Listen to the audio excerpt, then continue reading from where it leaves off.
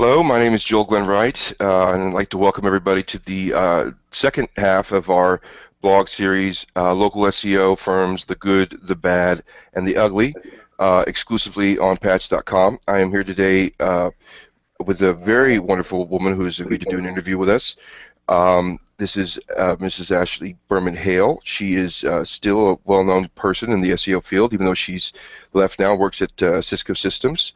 Ashley has put together a number of SEO meetups across the country, including the Raleigh SEO meeting, which is still going today and is one of the most successful SEO meetups in the entire country.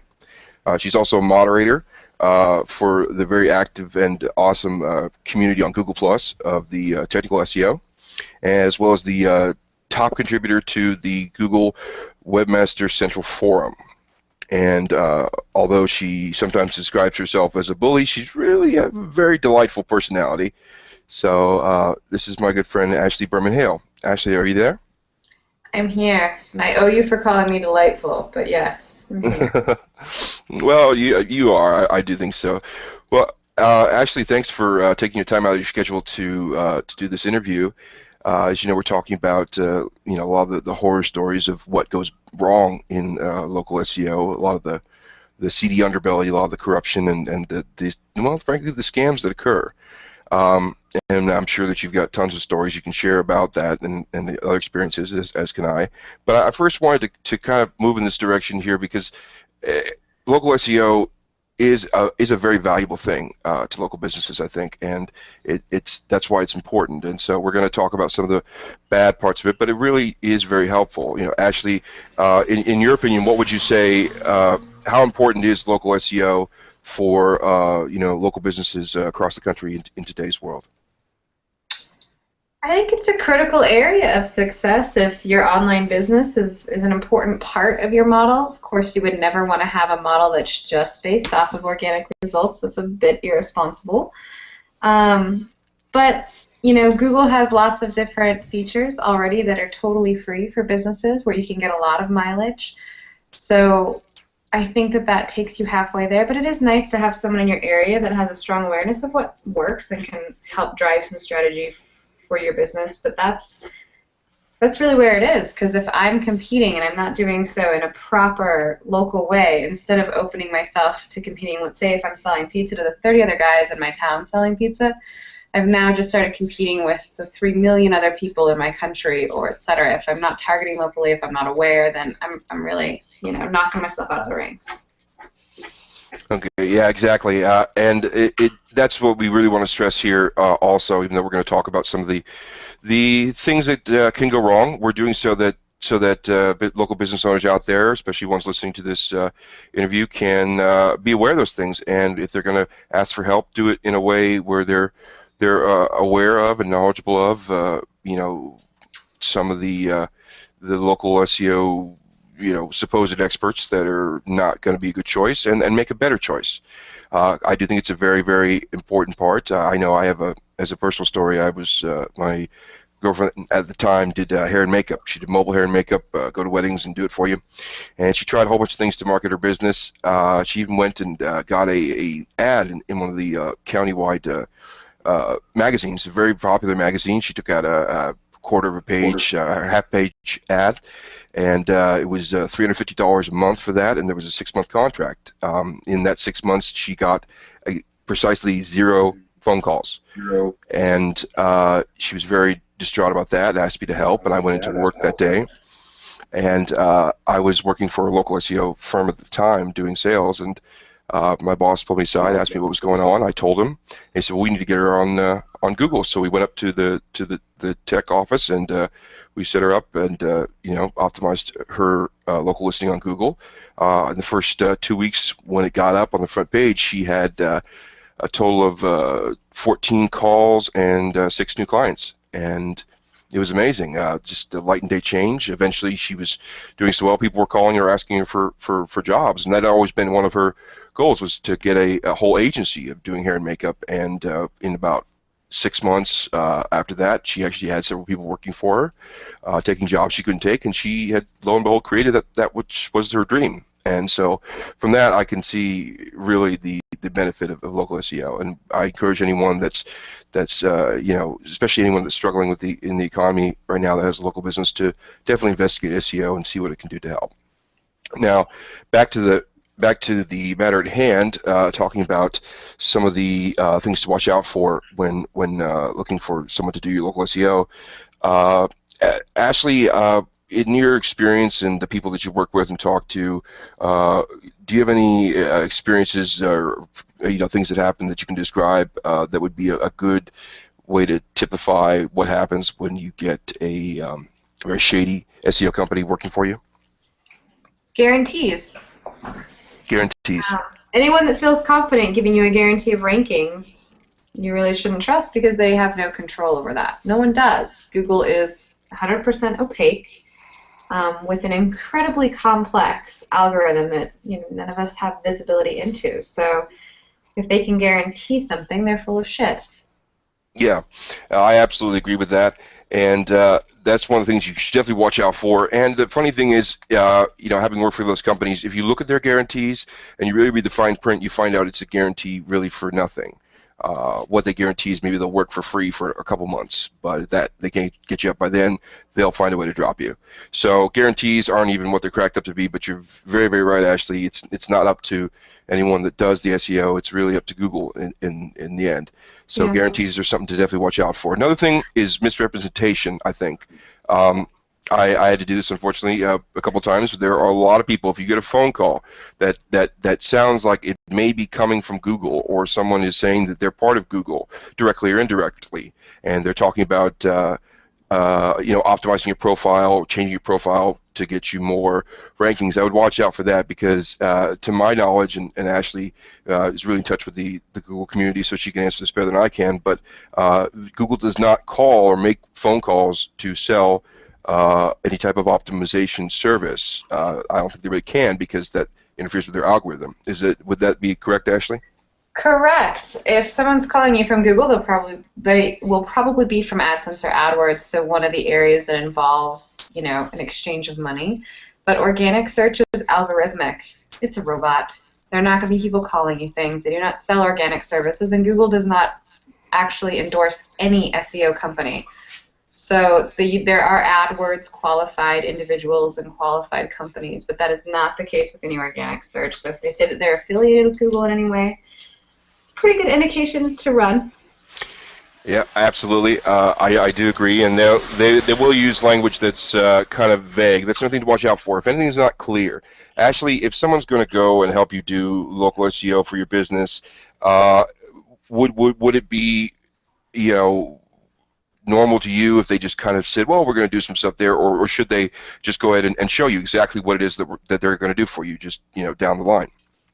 I think it depends on the customer. I think while we have expectations that people should be very transparent and explain it to you, many of the businesses that are looking for SEO services really aren't technical and don't care to be, and that's okay too. So it's always great if the company can tell you exactly what they're going to do. Showing you on other people's pages that they have worked for is great as well. But if you don't want to weed through that, I would ask for testimonials above even talking, because if you can go and actually call people who have been clients of them longer than, say, 6 months or a year, that's going to be your biggest test of truth, right? The proof is in the pudding.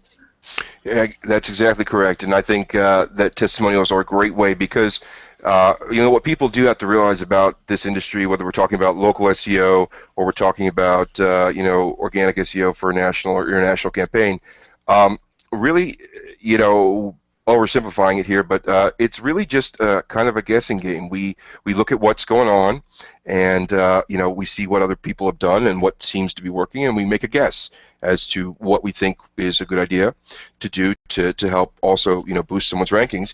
But it's really that it is and the better that we guess, the better our clients do, the more successful clients we have, and the more money people will be willing to pay for services. But it is kind of that, and it is it is highly technical, but it is somewhat of a guessing game. Would you agree with that? It's a guessing game in that the algorithm's opaque, but I think if I guess I'll take it one step further. Not guessing as much as it is logic. So no one's going to tell you. There's not, a manual written out on how you do it. But there's not a manual written out that you need to wash your hands after you go to the bathroom either. But people get it because it's a smart thing to do. So, Well, we no one hope has the people get it. answers. Yeah, you hope people get it. So no one has, any answers. It's not a direct manual. It's not a training class or anything like that. But the people that I know that I feel inclined to say that they really have a good grasp of what works long term are the folks that aren't overanalyzing, but are basically taking the data at hand, using their own logic, and making an educated guess, a hypothesis. That's true. So, I mean, it's part of the story. Some people get very deep into different automations and tools and data sets, and some folks look more on the user side. I like to do a little bit of both, but you have to do something that's logical. And that's what the search engines want you to do. Google is asking you to take them out of the picture and create a website and market it in a way that you would do if there was not a search engine.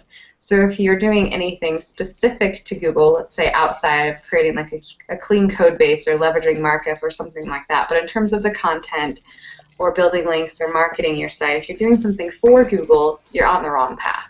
They want you to not be considering them in those efforts. Okay. I think that's absolutely true, and that brings up a good point. Is that what would you say about companies that are talking about doing automation, selling these automated things that will get you on the top and all that? What do you think is that safe? Is that the way to go about it, or should there be maybe a different approach? Automation is really, really cool in lots of ways. Like, scripts to automate helping complete tasks or searching data sets or, optimizing your databases. Like, that's a great use of automation. If you're writing content or promoting content or doing something with a site in an automated way, that's a red flag for me. Because it should be sincere. As a user, I want to land on a web page where I feel like the content was written by humans, or I want to come across the link for that website where it was a natural engagement, someone saying, hey, I found this really good website and it was really useful to me. People have a bullshitometer, if you will, that's even more accurate than Google, and they can tell when you're not being sincere when things are automated. It'll come back to bite you. So in the terms of SEO, I think there is very little attached to the word automation that I would ever trust. Not that automation in itself is inherently bad, because it's pretty awesome. Okay, great. Yes, and I think that is very true. I know that both of us having websites and blogs have seen the many blog comments that there's no way that a human wrote that unless they're really have a low IQ and not a grasp of English. So that's very true. What would you say, Ashley, in terms of a campaign to optimize, let's say, a local business? What would be a good length of that campaign? Should it just be ongoing forever? Should it be something that is worked on for 6 months? In terms of when they talk about their services and service platforms in local SEO companies, what do you think? Should it be something that goes on continuously, month after month, year after year, that you pay for, or should it be more short term? You're talking about if I was trying to help someone with their SEO locally, is it something I would sell short term or long term? Sorry, I didn't understand the question. Oh, I'm just saying that there are companies that will provide short-term services for 6 months to help build up your SEO. There are some that just give you a flat price that you pay year after year, continually for SEO, month after month after month. Is there an advantage to one over the other? I think it really depends on the scope of your site, but I think you need to be realistic. SEO is not a one-time thing or even a every couple years thing. It's not a short-term thing. SEO really isn't just technical. It has to do with really creating the best site for your customers.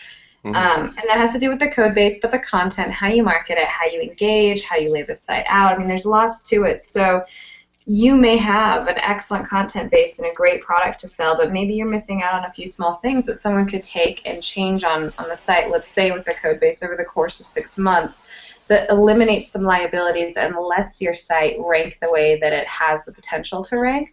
That seems fine. But if you're looking for a more holistic strategy, then something 6 months may not work. I think that you need to understand that when you're building community and building a strong site and being mindful of this and focusing on the users, it's a forever thing. Whether you're hiring help or doing some of it on your own, it is a forever thing.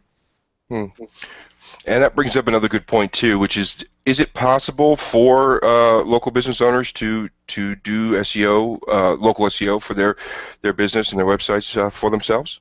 Absolutely. And I mean, I'd recommend it first. Most small business owners tend to be quite industrious and quite sharp and want to research things and control them. This is not out of your reach. I mean, whether if you I have some websites that they may have some inherent complex liabilities depending on the software. If you're using some kind of weird CMS and weird shopping cart, there may be some bumps where you need to pull someone in to help. But let's just say you're a small business owner and you don't have a website yet. WordPress is free. It's pretty easy to set up. You don't have to be technically minded. There are themes that you can get that are nice and clean. You know your product. I wouldn't pay someone to write about your product because you know it and love it better than anyone else out there possibly can. I mean, you may need someone to fine-tune your language a little bit, but authenticity counts. And then once you get a good base and it's up to you to nurture that and think about how you present it to the customers, then a lot of the Google SEO stuff for local is pretty easy. I mean, you use markup to make sure your address is on there and you're talking in a relevant way and working with other local businesses in the chamber. I mean, I hate to oversimplify because I do think that people are technical and very analytical, have a lot of value to add, but a lot of this stuff is just common sense and is absolutely accessible to anyone. There are so many free guides out there, tools and tutorials. If you want to do it, amen, go do it. You can handle it. If you want help, but if it's not your dish, that's fine too. Great. And so if people did choose to do this for themselves, can you just give us let's say a list of the top 5 resources or places to go that you'd recommend so that they could get a handle on what it takes to do their SEO, and also maybe any tools or any special things, guides they might need? What would be the top 5 places you'd recommend on the internet? Yeah, so my go-to list for any business would be to first read the webmaster guidelines that Google has produced. I'm going to focus on Google just because they're the search engine I'm most familiar with, and it will drive the majority of your traffic. But they have published webmaster guidelines. I'm sure, Joel, you'll have the link on your site. But go read them. They're not the most fun to get through, but it's worth your time to skim through them, get a feel for what they have to do. Google also published an SEO starter guide that's awesome. It's it's almost a little book in and of itself, but it breaks it down in really easy to digest ways. And for even those who think they are experts in SEO, there are probably some good tidbits that they can learn from in there as well. There was a blog put out by Amit, I believe, in 2011 maybe, on tips to building a high-quality website. And Google, I can get you that link if you want, Joel, but it's just full of nuggets on what Google wants to see in terms of a high-quality website, what they consider to be high quality, and what you should be striving for. For local in particular, I would leverage Google Places. It's free. It allows you to get up on the map, optimize your listing, consolidate your reviews. I mean, it gives you the presence in several tools that people are going to be looking for you on. So you're not just competing in the Wild West of organic search. You kind of bubble up to the top in the local spots, which is great. And then the other important part that I would say for local is make sure that you are verifiably locals. A lot of small businesses forget to tell us who they are. So I want a name, I want an address, I want a phone number on your website, and I want to make it clear and easy to get to. That helps to build trust. I know that you're real. There are a lot of sites out there that aren't, or are operating out of their basement, which for some businesses is fine. But if you have a brick and mortar, make it very obvious. Use markup to toss your address in the footer of your site on every page so that it's very recognizable that you are here, you're in the community, you have a presence. Okay, great. And as she did mention earlier, if you don't have a website and you're thinking about getting a website, the WordPress platform, which most companies that provide hosting for you do have that script set up and can auto install your the WordPress system, content management system for you. And it is a very, very usable system. It's one that, and correct me if I'm wrong, Ashley, but a majority of people that are producing websites now are using. to do so. It has wonderful themes that can be fit to your type of company, most of which are free. And I would also say if you're interested in doing SEO for your company and you are using WordPress, a really good resource to use is the SEO in a Day ebook that was published a couple years ago by a friend of mine, Steve Weedman. Really great book. It was actually one of the first introductions I had to SEO when I started to learn about it. Really great book. I believe it's free, and I'll put the link in the right beneath this track for the interview. But definitely a good guide to check out. It talks about setting up your website from the beginning, from choosing your domain name all the way down to purchasing the domain name and hosting and setting up WordPress for your site, and how to optimize it for yourself And with in less than a WordPress, day. just make sure you keep it up to date. It's popular. That means it's prone to malware. People are going to try to exploit it. So keep it up to date to be safe. One other resource I forgot to throw in there is don't forget to leverage people around you. I am big on communities, obviously. I participate in them. I think that they have a lot of value, but Google has their Webmaster Central forums where I play in sometimes when I have the time, and it's just good. You're getting volunteers to bounce ideas off of, and it seems to be fairly on cue with good, solid, ethical advice. That's why I really like it there. There's a lot of other websites and communities that have awesome people willing to help, but with anybody's advice, remember, Google's opaque. None of us know truly what we're talking about, so take it with a grain of salt and trust your gut. Hmm. Okay, so you would say that would be the thing to go to some of these places, look at the Google Webmaster Guide or Webmaster Forum and the Google Webmaster Guide, as well as their SEO Starter, and a couple other places they can get basic information to get them going. And then the next step for someone, if they were doing SEO for themselves, for their local business, would be to get involved in some communities and seek out some professional advice. Is that right? Yeah, communities are big. It's an endless source of inspiration and free help, honestly. I don't know why more businesses aren't getting involved because it's just an untapped gold mine, I think, but it's an excellent resource. I definitely agree. I will go ahead and probably include a couple links to some very popular communities for SEO that I think are very valuable resources to use if you're going to choose to do it by yourself. Remember, when you're going to choose to do it by yourself, um, it's okay to do it by yourself and still ask for help or advice. You are an expert at your business, and if you were a plumber, you know, someone trying to do plumbing, they could be a doctor, and that's great, but they probably don't know plumbing. And so, in the same way, you can teach someone how to do plumbing because you know what, there are people out there that are very willing to help you with SEO and how to do it for yourself. Now, going back to kind of some of the bad side of SEO, Ashley, do you have any horror stories about people that were really needing help for their local SEO and got involved with the wrong company and some of the results that occurred and that can occur?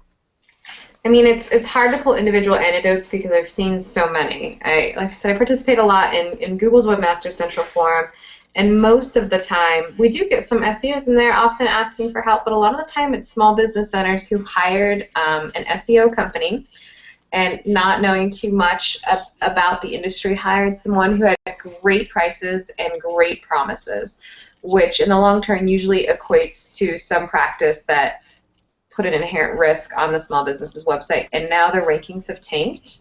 They may have built up part of their business that relied on organic traffic, and they're suffering. So I don't know that I can give you a specific example. I can give you everyone's example, which is they bought SEO services from someone that was not above board, that presented it as something as potentially it wasn't. They did some services that were, against guidelines, whatever that was. They could have been hiding text on their website, creating multiple landing niche sites to, use doorway pages to drive to the site. They could have been buying links or, buying paid or exchange links or spamming, other people's forums or blogs or spinning articles. I mean, those are some of the more common things that we see that bad SEO companies do. And then they take their money, and it may have been a 6-month contract. It may have been some kind of short-term results, and they walk. In the end, really, what I can see is the most inherently tragic part is that the small business owner or medium-sized business owner or site owner, whoever it is, it's their website and their business that is at risk for the bad practices of the SEO company, and there's really no way around that. So it's okay to say, I'm not technical and I want to be, but it's not okay to just go hire someone off of price and promise and be too upset when they deliver something that doesn't last long term. It's really up to you as a consumer if you decide to purchase an SEO product to call around, make a few references.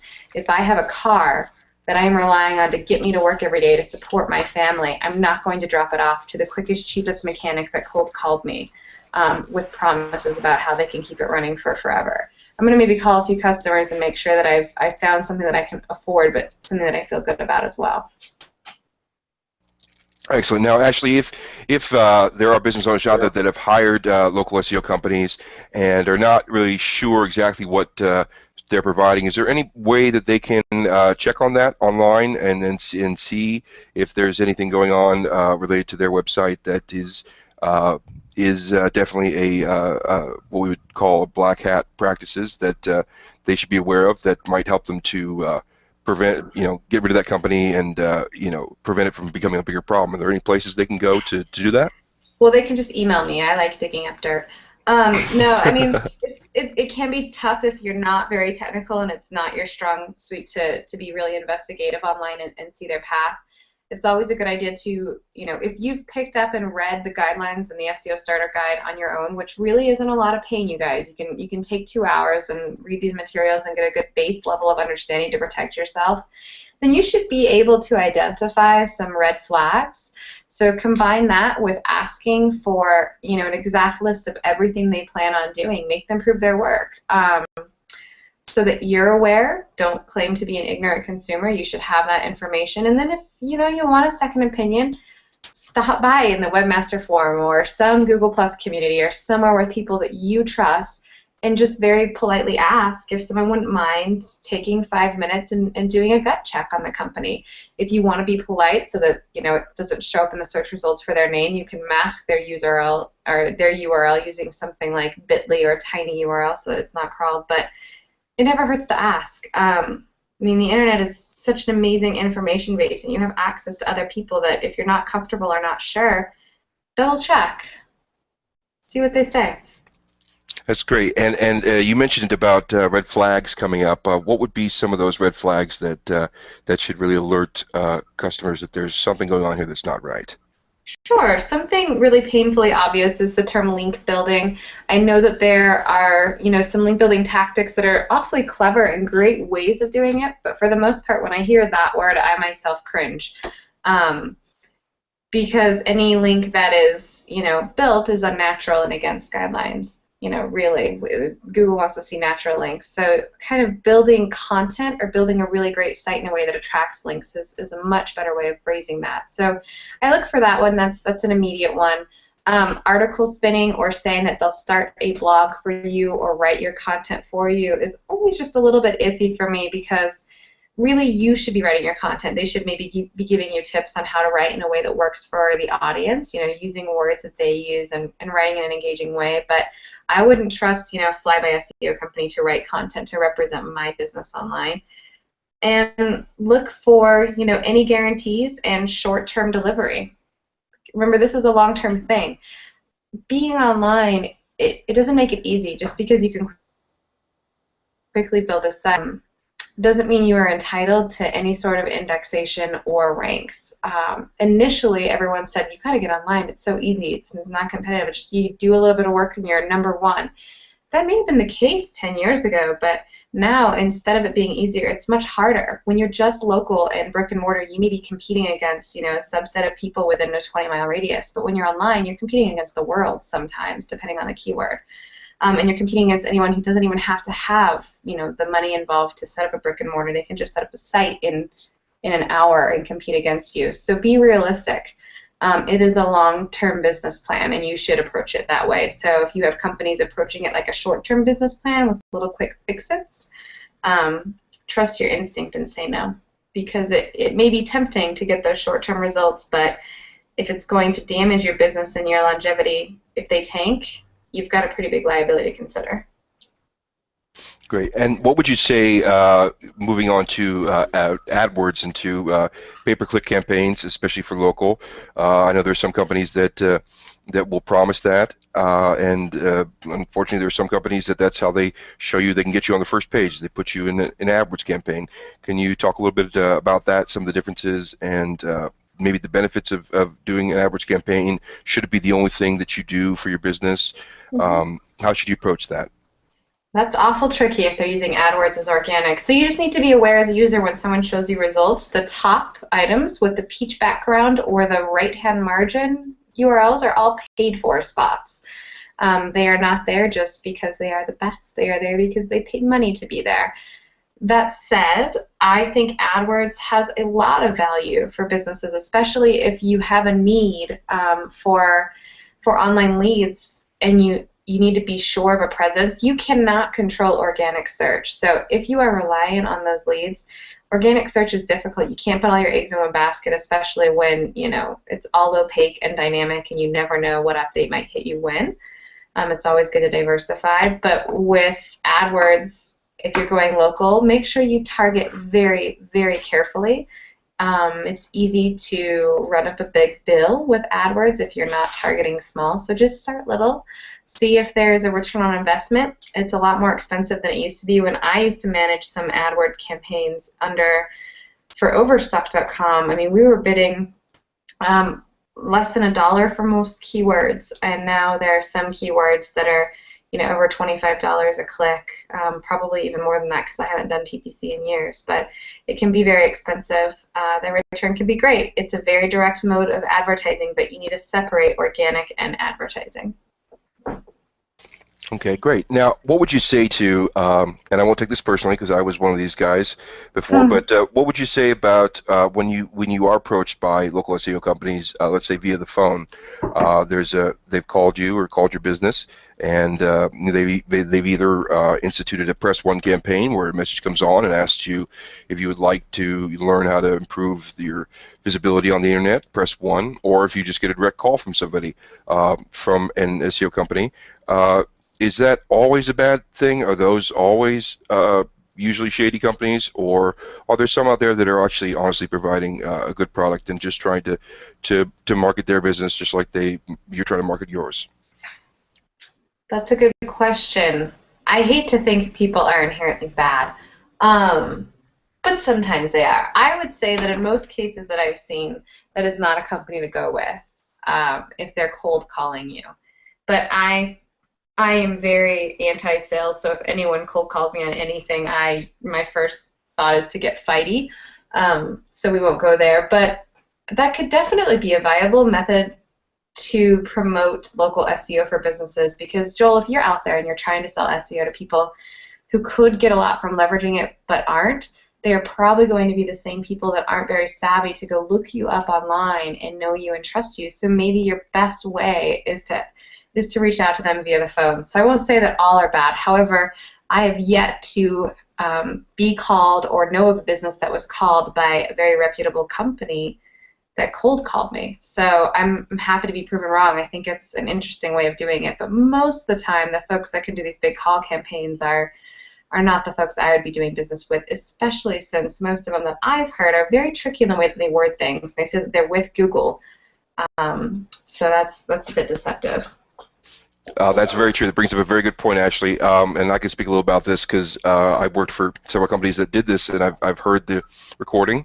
I've been told I have a very natural voice for the telephone, so I've actually, unfortunately, done some of those recordings. And that's very true of the wording.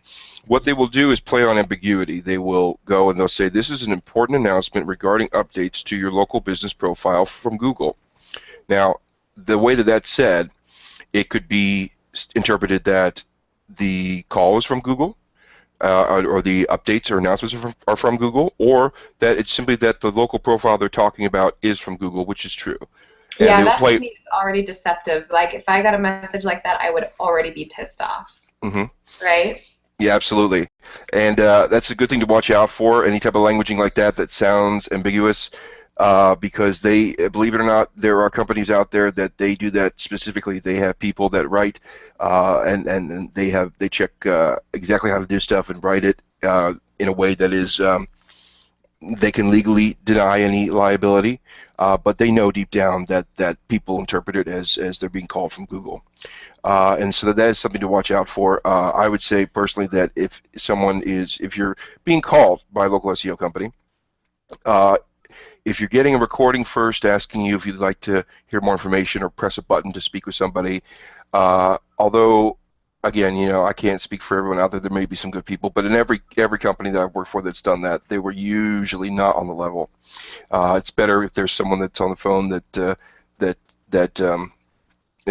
you're able to talk to, and also I think it's important if they're calling you, telling you you need to prove your listings, that they know the name of your business and they know your website, because there are many people to call up, and that's just the script, is to help you improve your local listings because you're not showing up in your local area. It's funny. When I was running my SEO firm, I would get calls from SEO companies telling me that I could improve my listings and all that because I wasn't showing up on the first page on this and that Of and this. course. Yeah, and I would entertain them, and but most of them had no idea that they were talking to someone that ran an SEO company. So humans are great. Deal with them. Machines that automatically call you, not so much. So that is something to definitely watch out for. And you have to remember that a lot of these companies actually do not do SEO. The company that's calling you is really a sales organization, and they have a back-end office, as they refer to it, but it's really a reseller that resells SEO services. It's called white label or private label reselling, in which they will provide your clients with a service, but they will do it in such a way that it's marketed as being your service, one that your company provides. So there's a lot of companies out there that really don't do SEO or really know that much about SEO, especially the people that are on the phone.